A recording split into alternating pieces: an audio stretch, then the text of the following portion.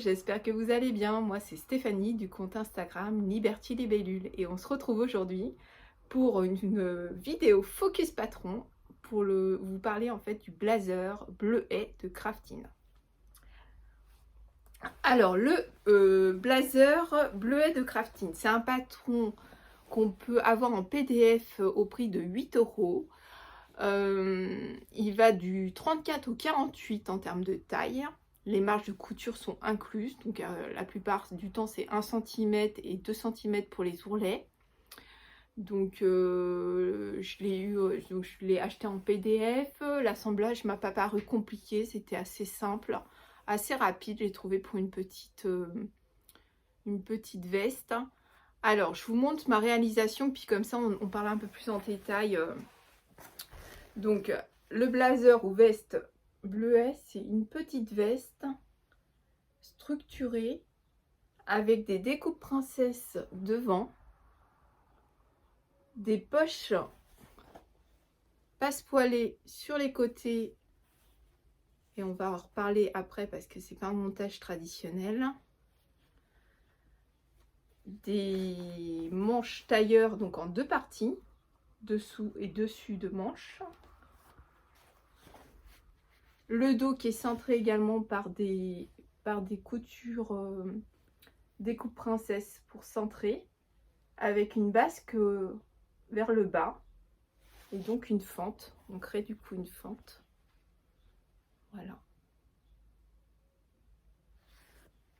Et donc avec le gros du gros, c'est le col tailleur et donc cette gestion de l'anglaise qui est un peu délicate. Alors pour commencer, moi j'ai utilisé un tissu d'ameublement, c'est comme un jacquard en fait. Donc c'est assez costaud. J'avoue que j'ai pas thermocollé du coup mes pièces. Bien sûr, dans le patron, il est recommandé de thermocoller ces pièces si on a un tissu un peu mou qui ne tient pas assez bien. Moi, c'était pas mon cas. La difficulté de ce patron, c'est que je dirais il faut être méthodique. Faut pas se perdre dans les pièces parce qu'elles sont nombreuses. Vous voyez bien que du coup, il y a énormément de découpes partout. Qui dit découpe dit forcément un nombre de pièces assez important. Donc moi ce que je vous conseille, c'est surtout dans un premier temps vous découpez vos pièces et vous surjetez chaque ensemble de pièces et vous réépinglez de suite la pièce patron. Ça c'est quelque chose que je vous conseille vraiment tout le temps de faire dès que vous avez des projets un peu longs, parce que sur des types de pièces comme ça, on peut vite s'en mêler, savoir où se trouve quelle pièce. Il y a des pièces qui se ressemblent assez quand même. Et autre point important, que moi j'ai pas forcément fait et que j'ai quand même un petit peu galéré, faut surtout mentionner bien l'écran de montage. Le patron est très bien expliqué à ce niveau-là. Il vous indique plein de repères et pour cause, c'est pas pour rien.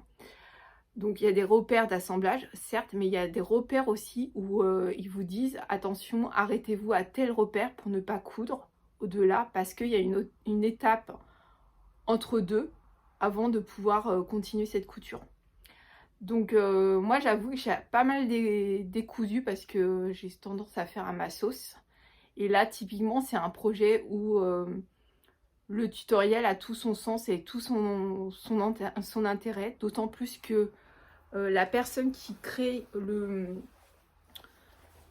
patron du blazer bleuet nous ajoute en fait des petits schémas de gamme de montage qui sont très explicites et qu'il faut vraiment prendre en compte parce que ça nous aide vraiment dans le montage de la réalisation de cette veste.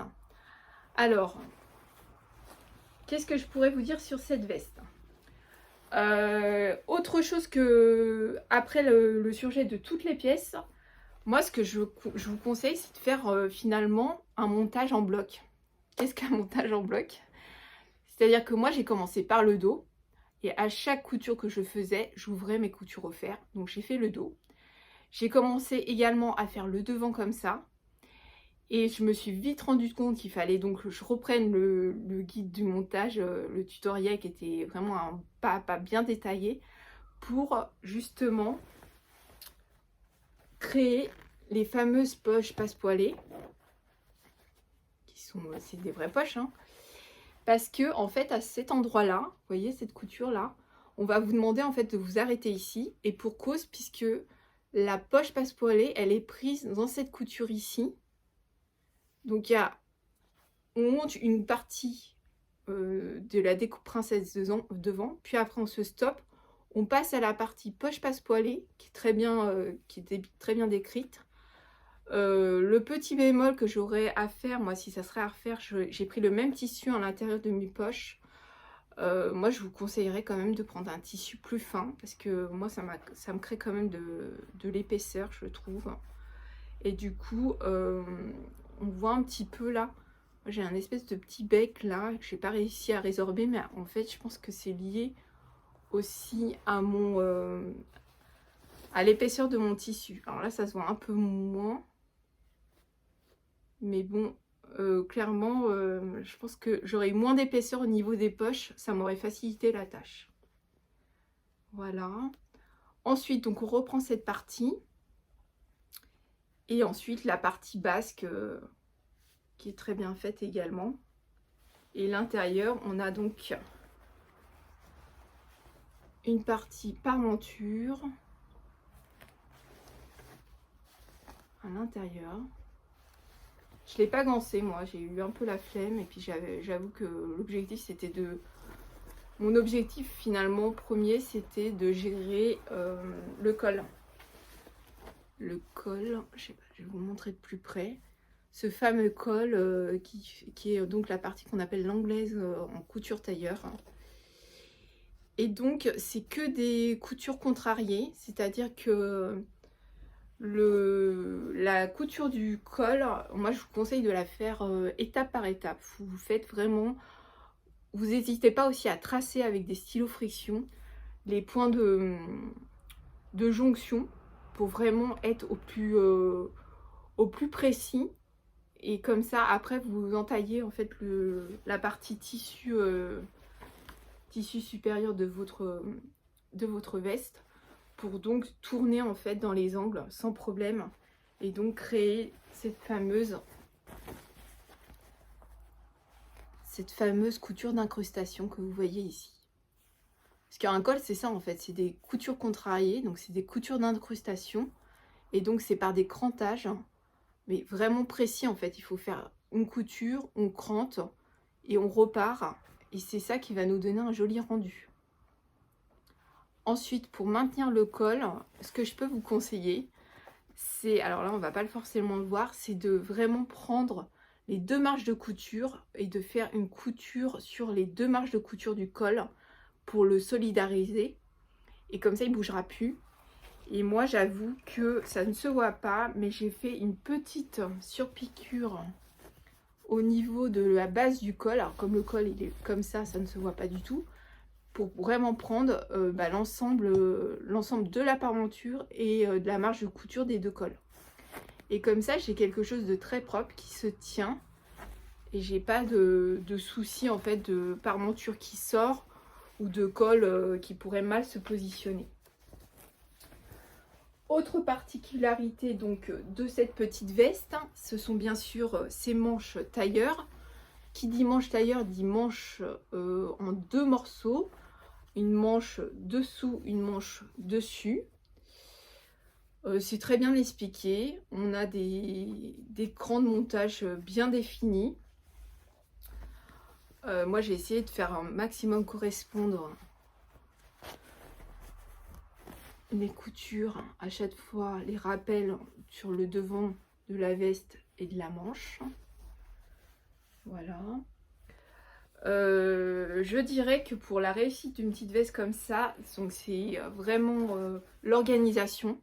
Faut pas vous perdre dans le montage, vous faites vraiment étape par étape. Moi c'est ce que j'ai fait. J'ai fait le dos, j'ai fait les devants, ensuite je me suis attaquée aux manches, et ensuite j'ai fini donc tout ce qui concernait le col, puis la parmenture, et ça s'est très bien passé. Je l'ai faite en 6 heures de temps. coupe comprise. Alors après, je vous dis le temps, mais c'est pas... j'ai envie de dire, peu importe, en fait. Là, en fait, j'ai réussi à la faire en 6 heures. Mais moi, c'était plus dans un challenge de savoir si je pouvais faire ce genre de réalisation un peu technique dans le temps imparti pour mon CAP couture tailleur. Néanmoins, si vous la faites en 12 heures, 16 heures, peu importe. L'objectif, c'est que vous y arrivez. Voilà. Ah oui, autre point technique que je voulais aborder avec vous. À un moment donné, au niveau de la boutonnière, vous allez créer la boutonnière par en fait une ouverture que vous allez laisser dans les marges de couture. Alors moi, pour renforcer en fait cette boutonnière, après j'ai fait des points à la main pour solidariser en fait les deux, à la fois la parementure et à la fois la partie veste. Et donc ma boutonnière est vraiment bien solidarisée et pour passer sans problème le bouton. Alors le seul petit bémol, c'est que dans mon stock, j'avais un super joli petit bouton comme ceci qui va super bien mais qui est trop petit, donc visuellement j'aime pas. Il faudrait que j'en trouve un autre, mais pour le moment je me dis bon. Après c'est une petite veste cintrée que j'aime bien puisque comme elle arrive au niveau de la taille, elle me permet en fait de la porter sans difficulté avec mes robes, mes jupes, mes pantalons. Je trouve que ça fait... ça casse pas la silhouette, au contraire ça l'allonge. Et j'ai tendance à la porter sans la fermer puisque moi j'aime bien être à l'aise. Donc voilà, je la porte comme ceci. Voilà pour ce focus patron. Que vous dire d'autre? Je pense que j'ai tout dit. C'est un joli modèle, j'aime bien les modèles de crafting. J'avais été abonnée longtemps au tout début et puis après je m'étais désabonnée. Et maintenant je reprends plaisir en fait à redécouvrir leurs patrons à l'unité. J'ai déjà plusieurs patrons là que je me suis pris dernièrement. J'ai très envie de tester. Je pense notamment à la chemise vanille et d'ailleurs Anne du compte la chaîne YouTube Anne le chat en a parlé dans son dernier podcast et ça m'a donné encore très envie de la faire en fait, de la réaliser.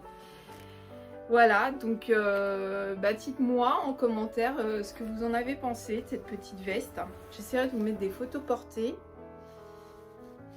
Est-ce que ce genre de petit focus patron pourrait vous convenir davantage? Moi j'aime bien faire des focus sur les techniques abordées. Là en l'occurrence vraiment on a une prise de poche passe-poilée paysanne qui est complètement non académique et c'est ça qui est intéressant. C'est-à-dire qu'on peut réussir un résultat académique sans passer par la case de la couture académique en fait, et c'est ça qui est astucieux aussi en couture, c'est qu'on apprend toujours des petites choses. Moi c'est ça qui me plaît, c'est qu'à chaque projet on apprend des techniques, on apprend des montages différents, on s'enrichit. Et c'est pour ça en fait que j'aime partager la couture et puis coudre autant de choses différentes. Parce que je trouve que c'est ça, on se remet toujours en question en couture, on apprend toujours. Et puis des techniques qu'on pensait connaître, finalement à travers un autre angle, on s'aperçoit que la technique peut être faite d'une façon différente. Et c'est ça qui est aussi intéressant. Du coup je termine cette petite vidéo parce que j'aurais dû la commencer par là en vous parlant de ce que je porte. Je porte le t-shirt Isia de l'usine à bulles dans un jersey que j'avais trouvé chez Lulu la Luciole, qui est un jersey de la collection Riff Pepper & Co, il me semble. J'adore ça fait au moins plus de 2 ans que je me le suis fait, à la sortie du patron de Lauriane. Et vraiment, j'adore ce patron, j'adore ce tissu, les couleurs sont belles et sont lumineuses, elles restent dans le temps. Donc voilà pour cette petite vidéo focus, j'espère que ça vous aura plu. Je vous souhaite plein de jolis projets créatifs, n'hésitez pas à commenter, liker, vous abonner, ça fait toujours plaisir et puis ça me permet aussi d'être motivée pour continuer à vous partager ma passion de la couture sous différents angles et je trouve que c'est aussi intéressant. Voilà, bah sur ce, je vous souhaite une très belle journée, une très belle soirée, ça dépendra à quelle heure que vous me regardez. En tout cas, je vous fais plein de gros bisous et je vous dis à très bientôt. Ciao!